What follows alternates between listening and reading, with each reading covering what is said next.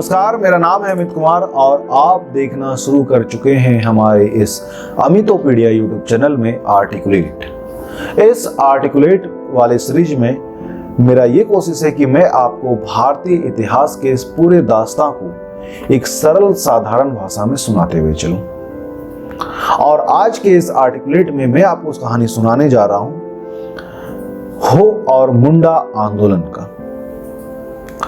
हो और मुंडा दो आंदोलन है, लेकिन दोनों एक साथ आगे जाकर के मर्ज हो जाते हैं। तो एक एक करके कहानी शुरू करेंगे। पहले हम लोग बात करेंगे हो आंदोलन का, और ये पूरा घटना का जो टाइम पीरियड है वो 1820 से 1837 तक चला है, यानी 1820 से 1837। तो पहले हम बात करेंगे हो का। हो आंदोलन शुरू हुआ था सिंहभूम में। हुआ क्या कारण, 1827 में मेनली ये शुरू हुआ था। हुआ कारण क्या कि वहां के जो जनजाति थे उस पर बगल में बंगाल पड़ता है, बंगाल के बंगाली जमींदार पहुंच गए और इन जनजातियों को बोले कि अपने यहां से लगान के तौर पर ये सामान दो, लकड़ी दो, शहद दो, पेड़ काट के दो, जो खेती करते उसमें से दो। अब यार देखो, ये जनजाति तो खुद जंगल पर निर्भर थे, सारा चीज तो जंगल से मिल नहीं जाता था। कुछ चीजों के लिए इन्हें कुछ सामानों को बाजार में बेचना होता था, उसी के पैसे से खरीदना होता था और उसे फिर यूज करते थे। ये जो बंगाल के जमींदार आए, ये क्या किए, इनसे सस्ता में सामान ले लिए, अब बाजार में महंगा में बेचने लगे। इन्हें पता चला कि हमारा तो एक्सप्लॉयटेशन हो रहा है, शोषण हो रहा है। तो ये हो जनजाति के लोग इन बंगाली जमींदारों के खिलाफ आंदोलन में लग गए।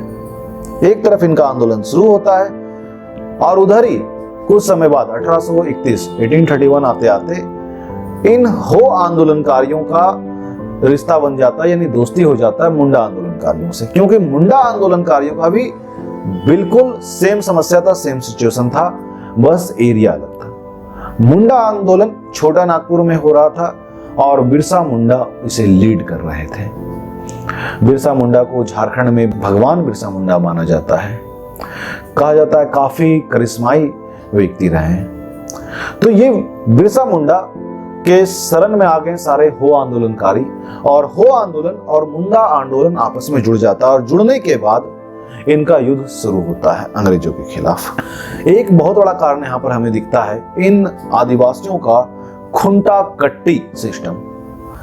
खुंटा कट्टी सिस्टम में क्या होता था कि ये जो जमीन होता था जिसपे वो खेती करते थे, वो जमीन किसी प्रॉपर व्यक्ति का ना हो करके पूरे समुदाय का हुआ करता था।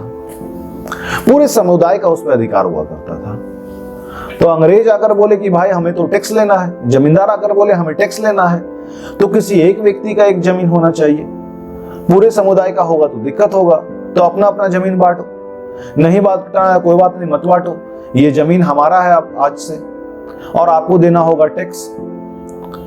तो ये भड़क गए उठे सारे आदिवासी कि ये कौन सा स्कीम है भैया, हम लोग शुरू से यहाँ पर रहते आए हैं, आज तक कोई टैक्स नहीं मांगा ना दिए, आप कौन होते हो टैक्स लेने वाले। इस बात पे हुआ युद्ध शुरू, और इस युद्ध का भी परिणाम अंततः वही होता है बाकी आदिवासी आंदोलन की तरह कि 1837 आते आते अंग्रेज इसे कुचल देते हैं। बिरसा मुंडा को अंग्रेजों के द्वारा पकड़ लिया जाता है, जेल में डाल दिया जाता है, कुछ समय बाद उनका भी मृत्यु हो जाता है और नेतृत्व विहीन होने की वजह से आंदोलन अपने मार्ग से विचलित हो जाता है और समाप्त हो जाता है। तो इस तरीके से कुछ हो और मुंडा आंदोलन भी खत्म हुआ। आगे और भी बहुत सारे आंदोलन हैं, जैसे संथाल आंदोलन और भी अन्य आंदोलन, जिसकी कहानी हम लोग आगे के वीडियो में देखेंगे।